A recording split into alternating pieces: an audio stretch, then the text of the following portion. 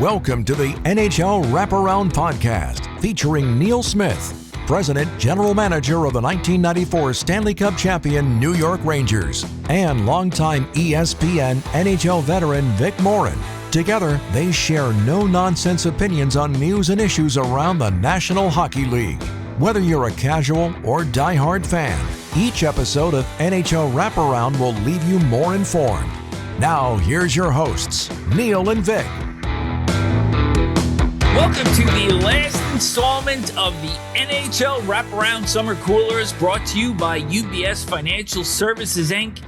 Vic Morren, Neil Smith, and we are going to tackle the Pacific Division today. But first, Mr. Smith has some housekeeping items to update us on. First of all, if you're listening or watching this podcast, please subscribe or at least like us or leave us a review at the end if you think we're good, bad, or indifferent. We really want to read some reviews. The other thing is that you can contact us directly, Vic at NHLWraparound.com or Neil at NHLWraparound.com. Tell us what you like and you don't like. Some special guests coming up in the very near future. Spencer Carberry, the head coach of the Washington Capitals, who made quite a few changes in the offseason. They got people like Jordan Cairo and others to join their team, including Alex Tuck from the Buffalo Sabres signed there. So that should be an exciting interview with Spencer Carberry. And then after that, we are going to have Stanley Cup champion head coach Rod Brind'Amour. Not only did he win the Stanley Cup as the captain of the Hurricanes in 2006, but now he's won it as head coach of the Hurricanes in 2026. So he'll be on our show as well. And both of those are exciting. It's great to have these guys coming on before the season even starts. That is true. So if you're somebody that wants to advertise with us also, our numbers have grown significantly over the course of the 25-26 season. We're almost at 1,000 followers on YouTube and close to 5,000 on Facebook. So your message could get out there. So please contact us at either of those two emails that Neil shared, and perhaps we can get a segment in for you. So with that, Neil, I know you over 35 years, for better or worse, and you've never struck me as a malicious person, but last season, about midway through, you decided to anoint the Pacific Division as the pathetic division. But as we start this review, let's take into consideration the fact that none of the teams in the Pacific would have qualified for the playoffs in the Eastern Conference.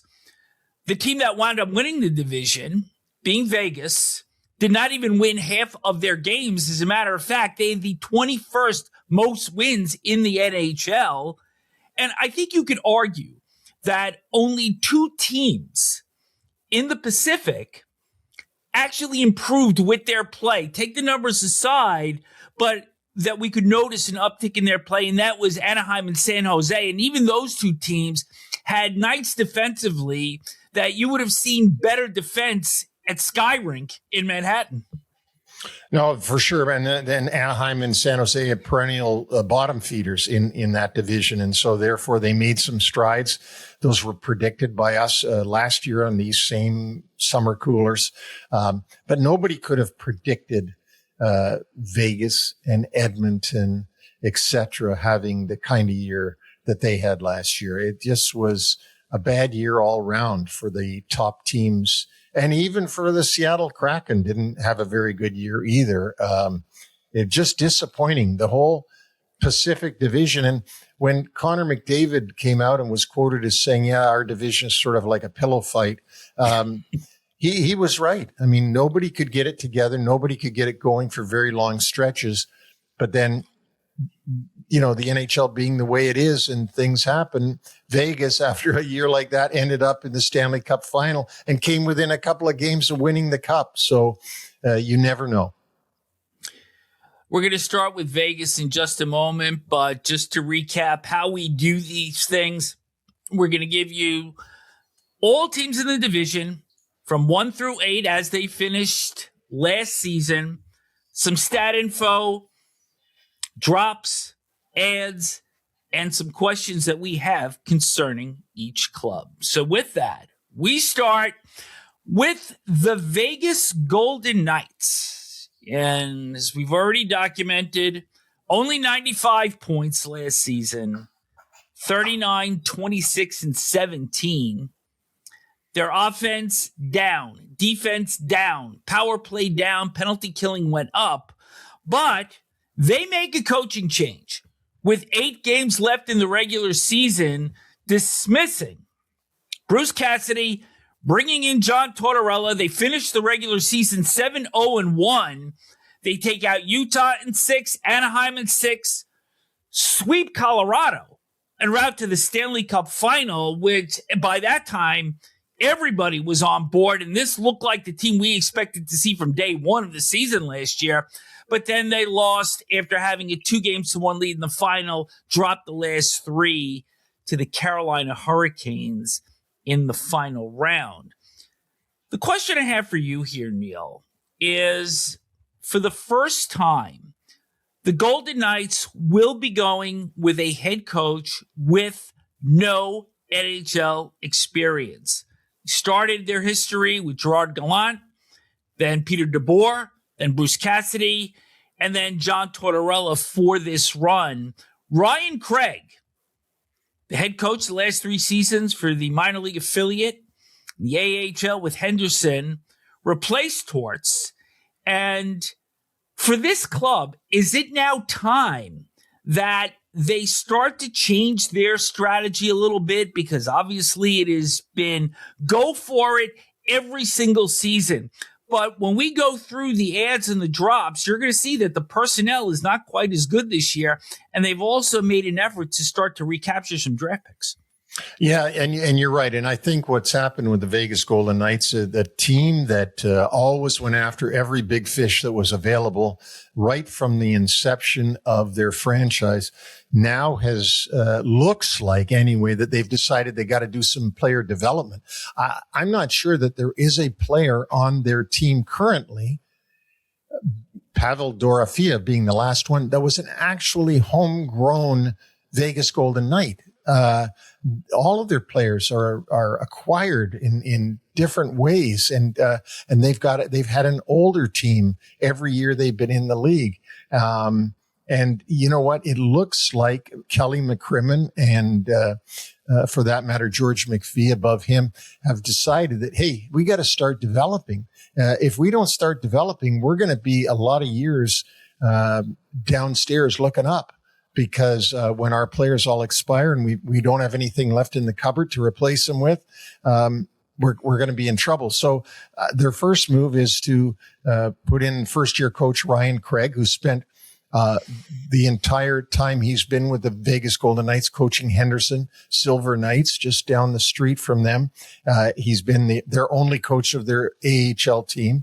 And so they've decided that he takes over from John Tortorella, which was surprising to a lot of people, Vic, because I don't think you could have done a better job, wins and losses wise, than John Tortorella did in his stint with the Vegas Golden Knights. But that aside, I guess their minds were made up that they were going to go with their homegrown coach in Ryan Craig. And so it looks to me that, along with acquiring draft picks, like they've decided we got to do some development here and not just keep buying players. I'm going to start with their drops here because the aforementioned Dorofeev was an RFA and traded to the Rangers for first and third round picks in 2026 and a conditional first in 2028. He scored 72 goals the last 2 seasons for Vegas and had 12 in the postseason, second only to Brett Howden, who led all playoff goal scorers with 14. So that's a big chunk of your offense gone right there. In addition, they traded backup goaltender Akira Schmid to Florida, Caden Korczak traded to Pittsburgh for Parker Wotherspoon. Wotherspoon, the only player acquired by Vegas during this offseason via the trade route. They also moved Keegan Colasar to the Detroit Red Wings for a 7th-round pick in 2027 and a 3rd in 2029. Also, Cole Smith signed as a UFA by Chicago, and Colton Sissons signed as a UFA by the Toronto Maple Leafs. So to your point, and you got to remember that they lost the 2nd-round pick because Torts decided that he wasn't going to speak to the media after the clinching game against Anaheim in the 2nd round. The team has acquired 6 picks via the player moves during the course of this offseason. So does this subscribe to perhaps a new approach by Kelly McCrimmon? I think it does. However, they had already, and I know you're going to mention the UFA signs, they had already traded for Rasmus Andersson. And I believe that there was a deal already worked out with him before the playoffs ended last year, because if you watched him in the playoffs, there's no way that you would have signed him to 7 years and $8.5 million per with the way he played in the playoffs. And he admittedly said it. He said he didn't play well in the playoffs. But so what are they going to be? Are they going to be the guys that go out and grab the biggest fish? Rasmus Andersson was one of them, by the way, when they got him from the Calgary Flames last season. But they always seem to go out there. They get the Mitch Marners of the world. They get the Jack Eichels of the world. They find a way to get even Carter Hart. They took a chance on him when it didn't seem like many teams were going to after that scandal that went on in London, Ontario. So, yeah, I think, Vic, we're seeing a little bit of a turning of the tide here, and that Vegas has probably gotten into a boardroom and said to each other, guys, we can't just keep buying players year after year, or else we're going to run out of chips at the table. Aside from Anderson, their re-signs defenseman Jeremy Lauzon, forward Tana Lisinski, and defenseman Dylan Coughlin. And from the UFAs from other teams, Victor Olofsson comes in from Calgary, Mark Gatcomb from the New York Islanders, and defenseman Annan Ginning from the Philadelphia Flyers. In terms of their prospects, Trevor Connolly, 19th overall pick in 2024, had 49 points in 46 games for Henderson last year, so perhaps he can step in and contribute a little bit.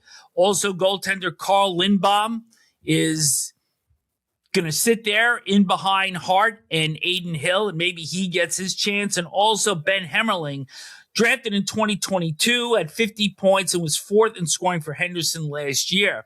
But when you look at this team coming in to 26-27 and no Dorofeev and really nothing there to supplement that loss, I'm going to be very interested to see what kind of system Craig puts in place and how the team performs.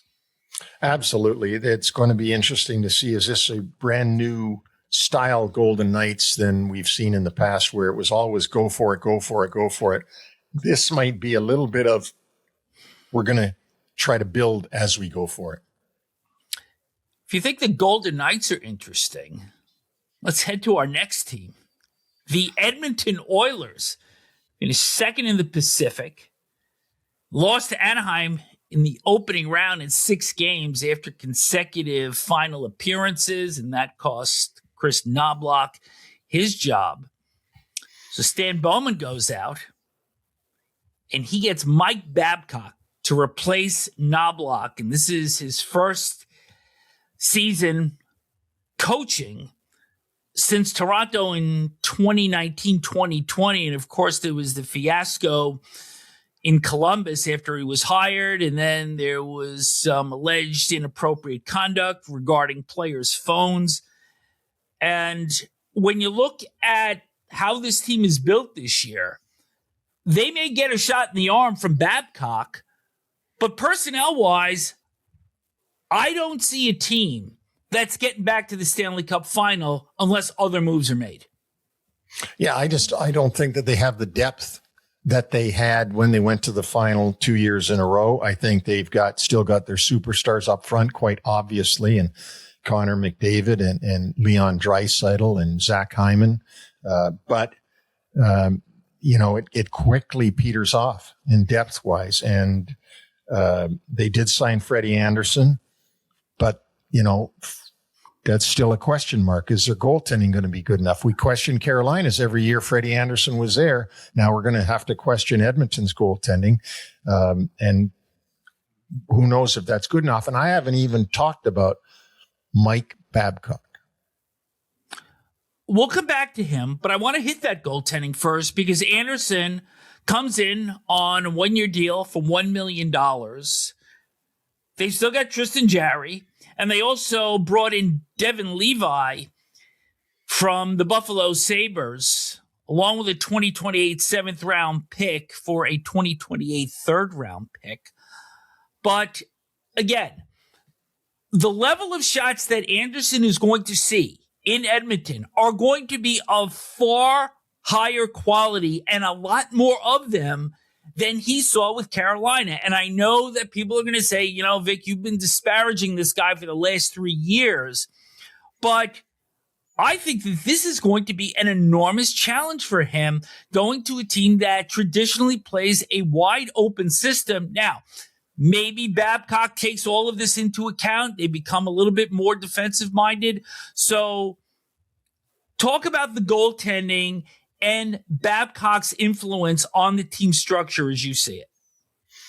Well, I agree with you. First of all, I think Anderson gets hurt regularly. So he's oft injured, and that's going to hurt because behind him, Devin Levy could end up being a good goaltender for them. That's possible. But that is going to be a question mark. Mike Babcock hasn't coached in quite a while. There's been so many tough stories about him going around, not only in his time in Detroit, not only in his time in Toronto, but then couldn't even get to training camp with the Columbus Blue Jackets before being turfed there. So that's a big question mark.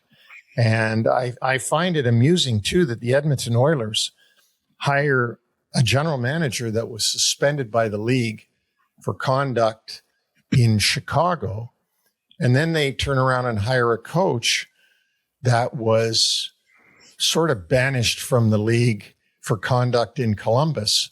So this is like, maybe I didn't know it, but the Oilers have turned into a rehab facility or something. Kind of the Raiders of the NHL. Babcock is going to have somewhat of a revamped defense to work with. Darnell Nurse and his $9.5 million contract was traded to San Jose on July 1st in exchange for Shakir Mukhamadullin and Zach Sharp, both defensemen. They also signed Ryan Shea from the Pittsburgh Penguins, 5 years at $4 million per. In terms of the other players that they managed to keep on board from the RFA area, Spencer Stastny, defenseman, 1 year at $1.5 million, and Colton Dock. And their re-signs from the UFA area, Jason Dickinson and Connor Murphy, who would both come in from the Chicago Blackhawks, Kasperi Kapanen, and Max Jones. And also want to mention that Matthew Joseph is a UFA. He comes in from the Los Angeles Kings. Other drops, Calvin Pickard signed as a UFA by the Minnesota Wild, and Jack Roslovic, who showed some goal-scoring potential when he was in New York and Carolina and Edmonton. He's off to the Toronto Maple Leafs. So when you look at this team, their top prospects, Josh Szymanski, 24 games played for the Oilers last year up front. Isaac Howard played 29 games. I think he's got to be able to show that he can crack this lineup. And for Quinn Hudson, the brother of Lane and Cole. But overall, when I look at this from 30,000 feet, you've got the superstar quality that you just mentioned. And there's Zach Hyman. And there's Ryan Nugent-Hopkins. Connor McDavid is a UFA in 2 years. Can Babcock possibly get this thing turned around to the point that we could say this is a legitimate Stanley Cup contender again? I question it. I don't think so. I don't think so. I think that Mike had success in Detroit winning a Stanley Cup, one of their 4 during that era. But he had people like Zetterberg and so on that were real seasoned veterans and a different generation than the generation he's coaching, that he will be coaching in Edmonton. So I'll be very curious to watch this, as will everybody that watches the National Hockey League and sees how Edmonton is going to do. But my suspicion is that Connor McDavid is not going to have the type of team around him at the end of the 2 years that he feels he wants to stick with. He's going to want to go someplace where he's got a better chance to win. Think there's any benefit for this team having got out in the first round after 2 consecutive Stanley Cup final runs where they both lost, obviously, to the Florida Panthers, but that maybe a longer offseason helps them a little bit? Who knows? Maybe if some guys are nursing some injuries in that, it might help them. It might give them more time to work on their game and work on their conditioning and their strength and so on. But again, Vic, as a team, and that's what mainly we're talking about is the team. I don't see them improving this year. I just don't. The Anaheim Ducks finished 3rd in the Pacific season ago. Make the playoffs for the first time since 2018. They beat previously mentioned Oilers in 6 games before falling to the Golden Knights in 6. Their offense was up from 30th to 13th. Defense was down from 22nd to 29th, which was somewhat surprising to me with Joel Quenneville at the helm. Their power play went up from 32nd to 23rd, and their penalty killing took a slight bump upward as well. But so much of what has taken place with the Ducks are the players that they have lost during the course of this offseason. But before we get to that, the bigger news, obviously, was Verbeek having to match the $18 million offer sheet for Leo Carlsson, who is a player that they're looking to be their number 1 center, but has never put up numbers close to that. And again, they're paying for what they think this player may do. But by having to match that, it has also screwed up their salary structure because you still have Cutter Gauthier out there that is not signed. No, it was a nuclear bomb that the Philadelphia Flyers threw into the Anaheim's dressing room with this signing, an outlandish amount of money, 5 years, $18 million per. That was put on an offer sheet to Leo Carlsson. He signed it, obviously, and Henry Samueli, the owner, and Pat Verbeek, the general manager, quickly matched, keeping the player there. But there's a lot of people that think that Pat Verbeek put himself in this position by being very tough to deal with, tough in negotiations, and Leo Carlsson never should have been out there in the position that somebody could give him an offer sheet. For that, we'll never know what the right answer is for that. But certainly that signing, I think, is going to mess up their entire season this year because they just don't have the money that now to have great depth on this team. The club only has about $9 million worth of cap space. And of course, if Carlson's worth $18 million, Gauthier, who had a 40-goal season this past year, is certainly worth that in this current market. So this is going to be a real challenging year for Anaheim. And now when you consider the players that they have lost during this offseason, Olin Zellweger, defenseman, traded to Buffalo for Anton Wahlberg and a 2026 second-round pick. Mason McTavish traded to St. Louis for 2 first-round picks in this past year's draft. John Carlson was traded to Carolina. Subsequently, he winds up signing in Tampa. Captain Ratko Gudas off to Florida. The rights to A.J. Greer, who they eventually did sign. Jacob Trouba gone as well. And they're tough guys. Jeffrey Viel and Ross Johnson signed away as free agents, as well as bottom 6 utility forward Jansen Harkins. So that's a lot that's gone. I mean, you've got 3 veteran defensemen, a young defenseman, promising forwards, and here's who they replaced him with. Nick Jensen coming in as a UFA from Ottawa on defense. Jeff Malott, forward from the LA Kings.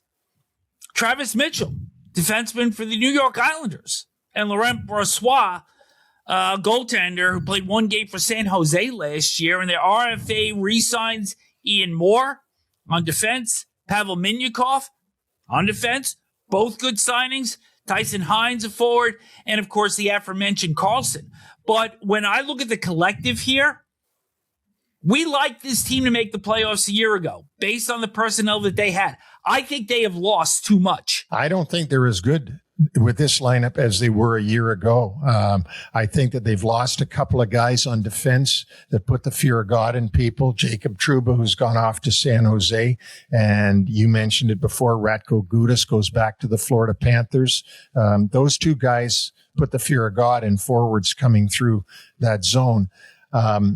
And I just think that their dressing room has got to be mixed up this year with a guy making $18 million, which is it's above, Connor McDavid and Leon Draisaitl. He's sitting in your locker room, and you're looking across at him, going, "I'm making 2, and he's making 18. Like, this isn't, this is nuts." And that does seep into the locker room. It does. So it's going to be a tough year for Joel Kenville, Pat Verbeek, and the Ducks. I don't see them having a playoff team this year. We saw the improvement this time last year. I don't see it this year. Another team that I think is going to struggle big time, just north of the Ducks, and that's the LA Kings. Peter Laviolette taking over for DJ Smith, who replaced Jim Hiller.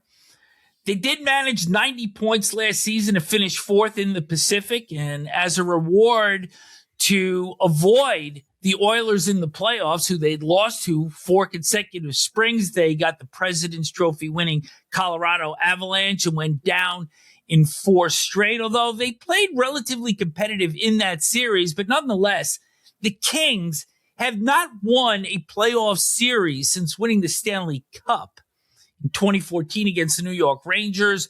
Their stats last year, their offense down from 14th to 29th.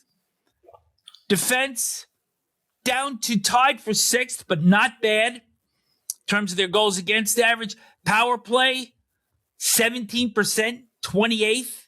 And their penalty killing, which was 8th in 24-25, falls all the way down to 30th. No acquisitions via the trade route during the offseason. Their RFA re-sign, defenseman Brent Clark, 5 years, $7.4 million. But as we saw a year ago, when Ken Holland decided to go to the geriatric ward to sign Corey Perry, who was 40 at the time, Yoel Armia, 31, Cody Ceci, 31, and Brian Dumoulin, who was 33. This time around, he goes back and gets Perry for a second stint with the Kings. So, of course, he'll be 41 when this season is played. Comes in 1 year, $1 million, potential bonuses of $500,000. Eric Haula, 35 years old, comes in from Nashville. Eric Gustafson, defenseman, 34 years old. They re-sign Scott Lawton for 3 years, $3.5 million. He's 32. And right behind Perry, in terms of the ages, Matt Zuccarello comes in for 1 year, $1 million, with up to 5.5 in potential bonuses. including $5 million for 10 games played. Zuccarello is 38 years old.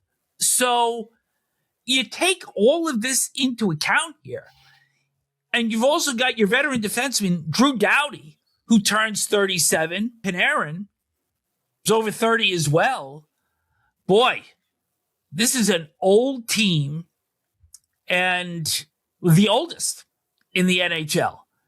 And unless you get contributions from not only Panarin, but Adrian Kempe and Quentin Byfield, it's going to be a long year in LA. It is. And we haven't even mentioned that Anze Kopitar, the captain and the guy they're literally making a statue out of for the outside of the crypto.com arena, has retired. His number 11 will go up in the rafters. And so without him, it's a whole different look to this team. Doughty will probably become the captain for the last year of his contract. I see more of a put together team than I see in Anaheim, but you're hitting the nail on the head.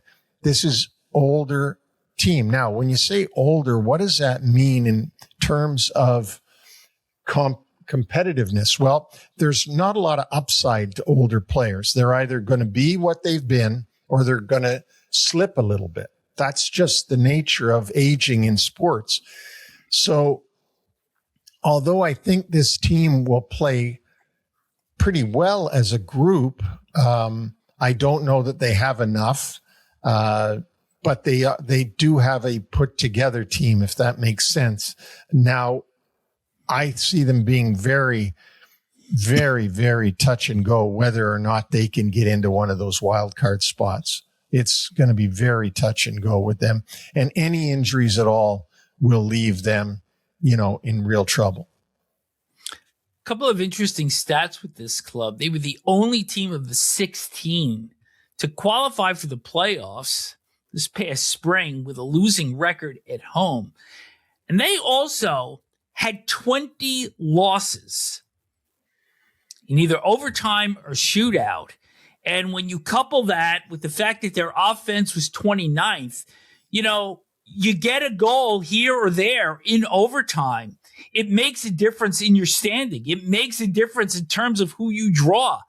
And maybe you get out of the first round. Maybe you can even get to the conference final. But that offense, boy, it is really going to be hard pressed this year. And like you said, without Kopitar there, even though he's not a huge offensive contributor towards the latter part of his career, just his presence is going to be a huge loss. Oh, for sure. A huge loss is the leadership of the team, which is really important. Now, we haven't talked about this much. I will throw this in here at the end, which is Peter Laviolette comes in for his first year in LA. We all know that Peter Laviolette has seen a lot of different cities, but the one thing that you should know about Peter Laviolette is his first year in new places. And it happened in New York, it happened in Washington, and it happened in Nashville, and go on and on and on. He does very well in his first year. Whatever it is, the new voice that comes in, the way he approaches the players, they usually have a real good first year. And I think that Ken Holland is banking on Peter Laviolette, giving him one more year of perhaps making the playoffs before they have to start injecting youth into their lineup. You are tuned in to the NHL Wraparound Summer Coolers, brought to you by UBS Financial Services, Inc. We go to the bottom four teams in the Pacific from a year ago, and a club that made some pretty good strides, made a push to try to get into the playoffs, eventually fell short, but did have a record of over 500, at least it's NHL 500, and that's the San Jose Sharks. Finished at 39, 35, and 8. Ryan Warsofsky will be starting his third season behind the bench for San Jose. All their numbers up from a year ago. Their offense from 32nd to 17th. Their defense, this is kind of addition by subtraction, up from 32nd to 30th. Their power play moves 10 spots from 26th to 16th. and their penalty killing up just a notch. But Neil, I think this could be the Anaheim from a season ago, because you'd be hard pressed to find a club in the NHL that has more upside in terms of youth than San Jose, led by Macklin Celebrini. Came in a season ago with 115 points in only his second season in the league. Got Smith, Michael Misa, Colin Graff. This is a team with a ton of promise, and also remembering that they bolstered their defense, bringing in Darnell Nurse and signing Jacob Trouba. And for a pretty penny there, because Darnell Nurse was overpaid and everybody knew that, and Edmonton didn't hold on to any of that salary at nine and a half. Jacob Trouba comes in at 4 years at 8.250. That is huge money for Jacob Trouba. And they paid Mason Marchment 5 years at $6.75 million. So yeah, they've spent a lot of money. They had a lot of money in the cap to spend. They did. Macklin Celebrini got a new contract at 18.8, making him the highest paid player in the league. It doesn't take effect until the season after this upcoming one. But they do have tremendous upside, this team. They made good strides last year. They've got some really good young players, and maybe have the best young player in hockey today, again, in Celebrini. They also added Michael Kesselring on defense from the Buffalo Sabres, and added goaltender Eric Comrie coming in from the Winnipeg Jets. He was the backup to Connor Hellebuck there. And also bringing in Patrick Giles, who actually re-signs with the Sharks. Zach Ostapchuk is an RFA re-sign. So overall, I think that this is a stronger team defensively. They do lose William Eklund, who was traded to the Ottawa Senators for the 9th overall pick. And the Sharks wound up having 2 picks in the first round. And they wound up picking second also. Their top prospect, Ivar Stenberg, is expected to be yet another high-end player with what appears to be one of the next great arsenals coming into the NHL. In terms of other drops on their defense, and we mentioned Muka Medulin and Sharp going to Edmonton in the Nurse deal. Mario Ferraro signs as a UFA by Winnipeg, and Vincent Desharnais signs with the Washington Caps. But overall, I think this team can get in this year. They're going to have to strengthen defensively. There's no question about it. But I think we saw the same thing from the Ducks a year ago, and I'm expecting this to hold suit with San Jose. Yeah, the only thing that's a little bit different with this team than with Anaheim, and I totally agree with you that they're going to be a team that's going to be at least a wild card contender. But the only thing different is Anaheim was bringing in Joel Kenville for his first year, a very veteran, seasoned, winning coach, 3 Stanley Cups in Chicago. Whereas the San Jose Sharks are going for another year with Ryan Warsofsky, who's done a good job there. Not a household name, that's for sure, and not Joel Kenville. But we'll see. What can he get out of this group this season? It's a very, very talented group. And they're coming in with some expectation. And one of the expectations is at some point, Macklin Celebrini is going to be the captain of this team. And we saw him in the Olympics. We have seen him grow. He's got that swagger about him that he wants to take a team on his shoulders and lead. 3rd year in the league. Too soon? Because we have seen other young captains, and you remember Steve Yzerman in Detroit as well as anybody. Can he be the captain this year? You know, Vic, the hard part about answering that question is that you don't know the individual. You don't know the locker room. And nobody knows it better than Wayne Rosofsky and of course, Mike Greer, the general manager. And they know the maturity level of this kid and they know whether he can handle it or not. If you just look at what he's doing on the ice, it isn't too early by looking what he does on the ice. He's playing with much older guys in the Olympics and faring really well for himself. So from a athlete standpoint, yeah, he could be the captain. From a maturity level, from a taking hold of the locker room level, can he be? That's only something that the coaches can answer. The Seattle Kraken finished 6th with 79 points, 3 games below 500. They missed the playoffs for the 3rd consecutive season and 4th time in 5 seasons since they came into the league. Remember, they made it in 2023 and lost in the 7th game of the 2nd round.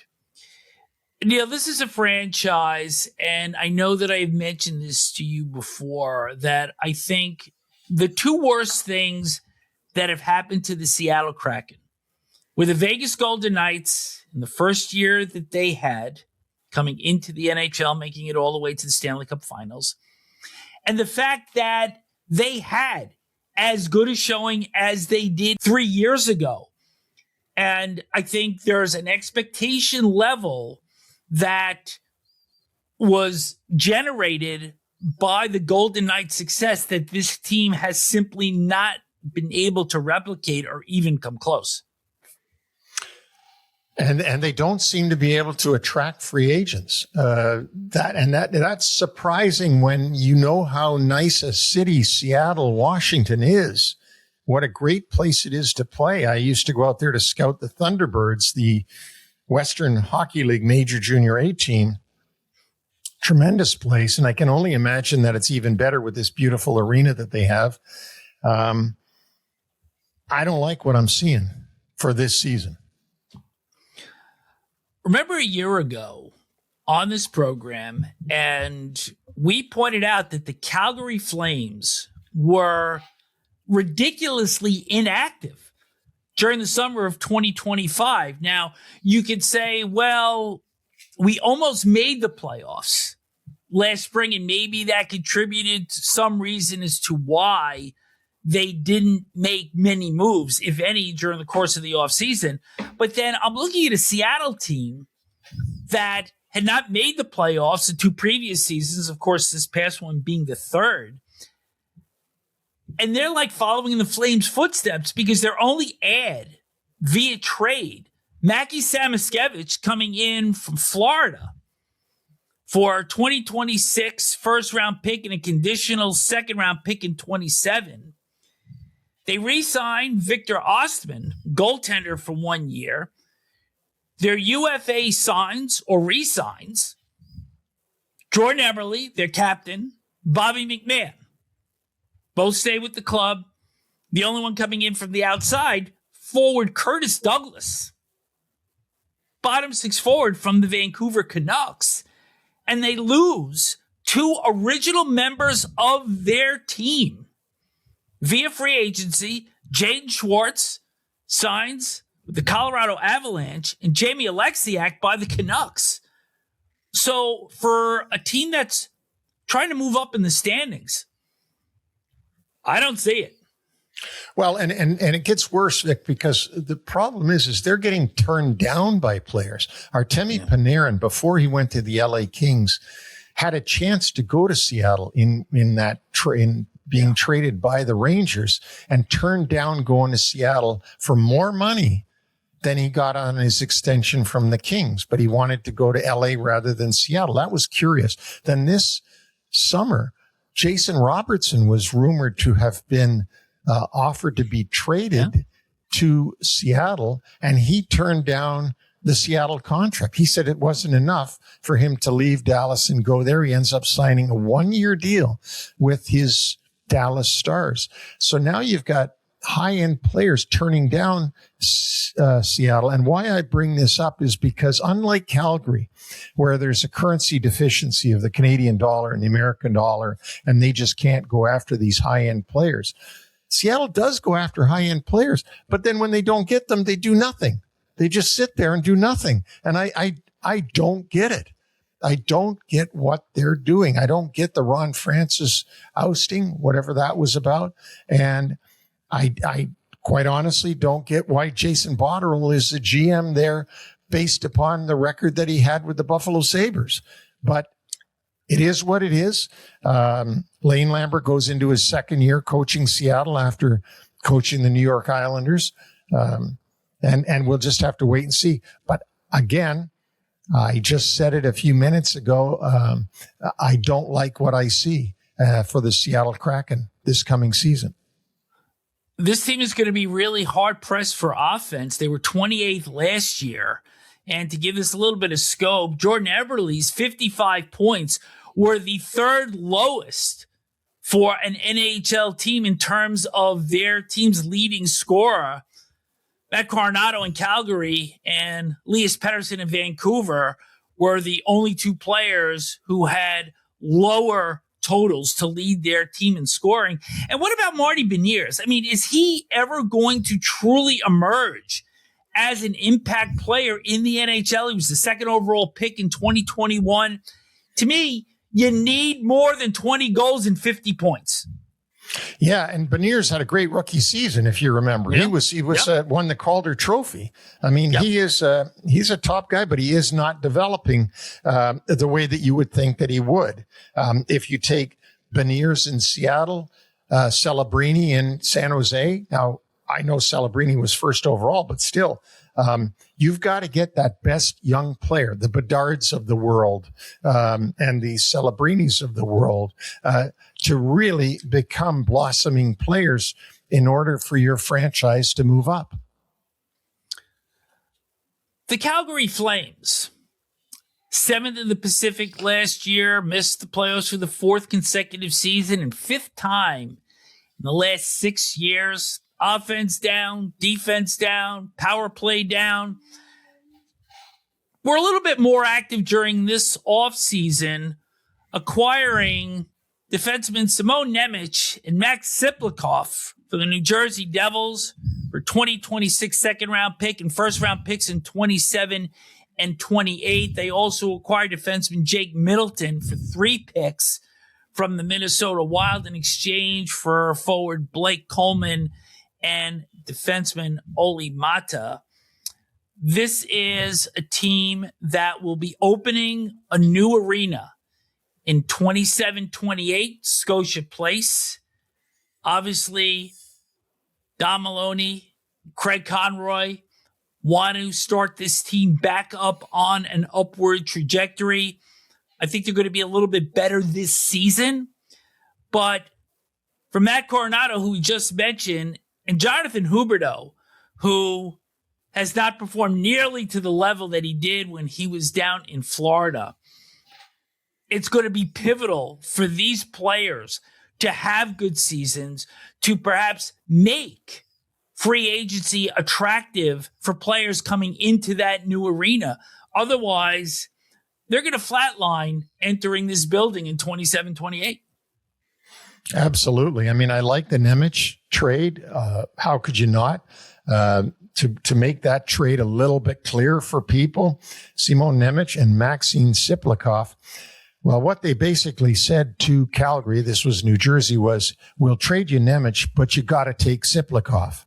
Mm-hmm. That was what it was. Siplikov, who started with the Islanders and then got moved over to the Devils. Middleton is a big defenseman that played pretty well for the Minnesota Wild when he was healthy and when he was in the lineup. Again, I'm going to say it. I don't like what I see for a team to make the playoffs, for this Calgary Flames to make the playoffs. I don't think there's enough there. I understand that they're going to be on a slow build. I do understand they're a Canadian team with a currency issue. But if you're talking about who's going to be in the playoffs out of the Pacific Division, I wouldn't put my money on Calgary Flames. Not much in terms of the UFA signs during the course of the offseason. Andreas Englund comes in from Nashville, and Michael Benning comes in from Florida. Both of those players, defensemen, and forward Ben Jones on a 1-year deal from the Minnesota Wild. But players that they lost, Ryan Lomberg was a real spark plug for their team, signs with the Columbus Blue Jackets. Victor Olofsson, as we mentioned before, signed by Vegas. Justin Kirkland goes to Minnesota. John Beecher signs with the Florida Panthers. And Dylan Dubé signs with St. Louis. In terms of players that they're looking forward to making more of an impact this year, Zane Parekh, defenseman, 9th overall pick, 24 draft, played 37 games last season. Pretty big learning curve for him, but I think he'll be more comfortable this year. And Samuel Honzek, the 16th overall pick in 2023, showed some promise, but then had a season-ending injury in November after collision with captain Michael Backlund. But as we see, Neil, with so many of these teams, there is such a fine line and such a narrow margin for error between maybe taking a step forward or just falling right off the cliff. Oh, absolutely. And you know, you got to feel for Ryan Huska, who's going into his 4th season as head coach of the Calgary Flames. Unfortunately, sports is such an unforgiving occupation that sometimes coaches who you know aren't going to make the playoffs, when they don't make the playoffs, they lose their job. And you know they're not going to make it.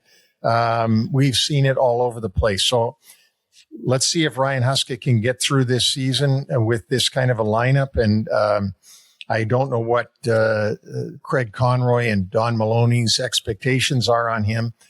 I know Don Maloney real well. He's a smart guy, and he probably sees it as it is, which isn't far off from what we've been saying. But good luck to the Calgary Flames. We're going to wrap our show up with the Vancouver Canucks. And you talk about no place to go but up. Total house cleaning there. Ryan Johnson, the new general manager, also working with the Sedin brothers, who are the co-presidents of hockey operations. Johnson succeeds Patrick Alvin. And Manny Malhotra succeeds Adam Foote. Lasted just 1 year behind the bench for the Canucks. 58 points, last overall. Goal differential, which I know you love this stat, minus 100. They had a 32-point drop in the standings from 24-25. Offense tied for 30th. Defense dead last. Penalty killing dead last. Where do you go from here if you're a Malhotra? Now, the expectations are going to be low. He's going to get a little bit of time to try to build this thing.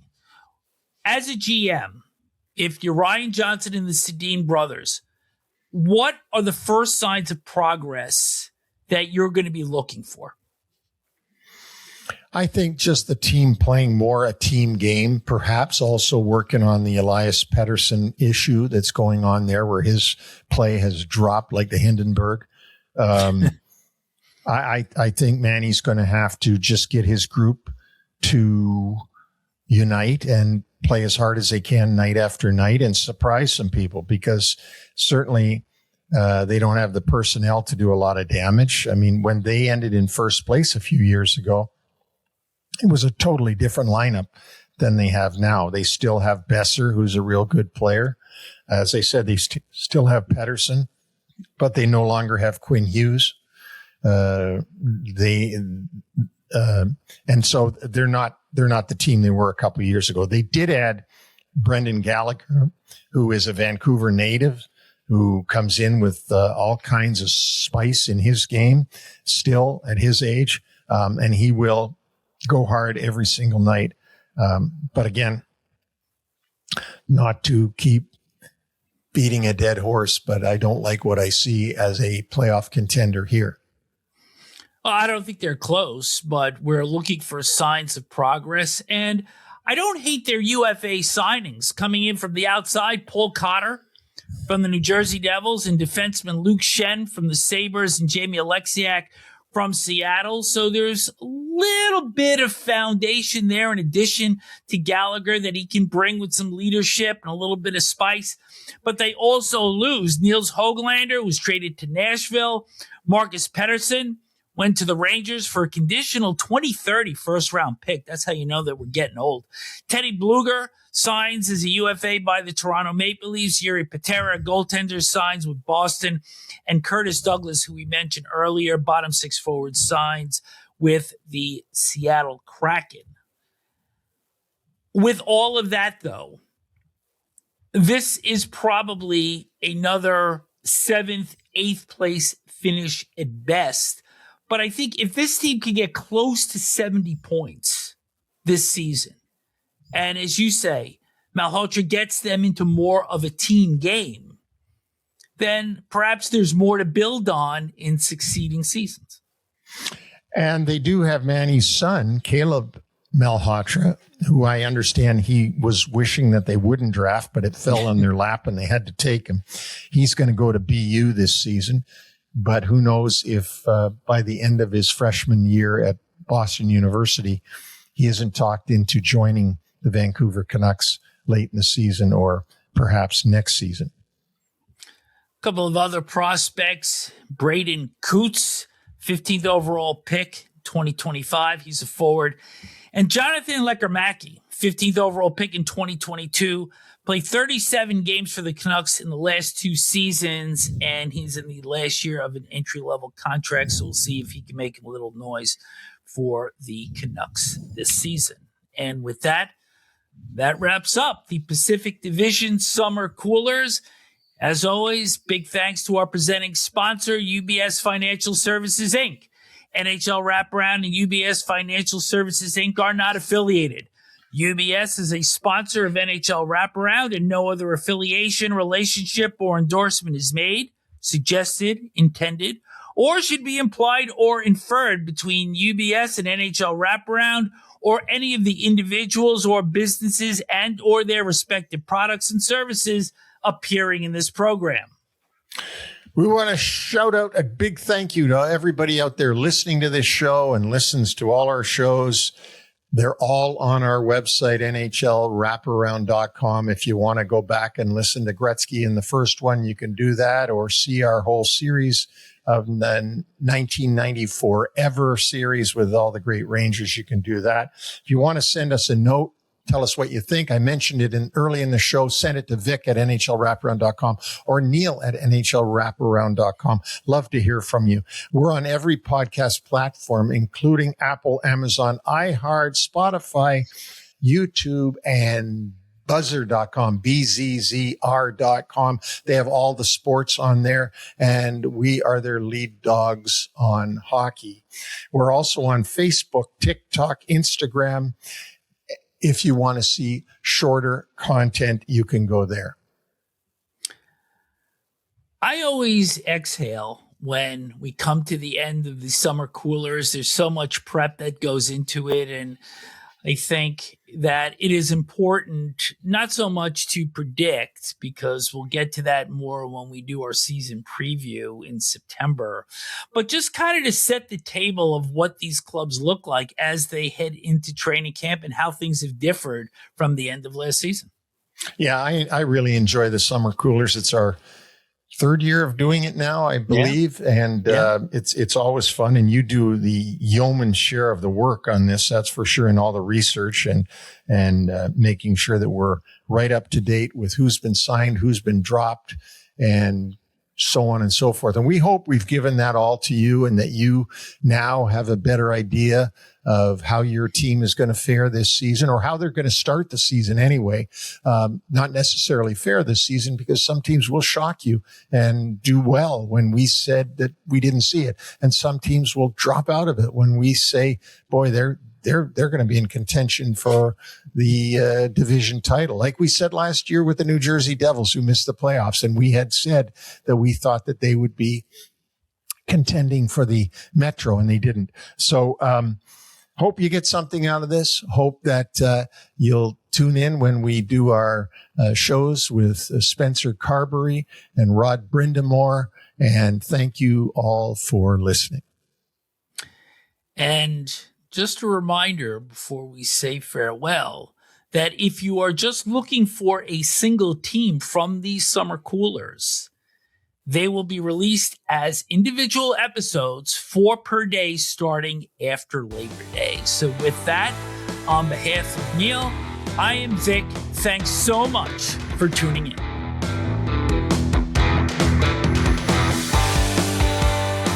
Thanks for joining us on the NHL Wraparound podcast. Don't forget to subscribe to stay up to date on all the NHL action.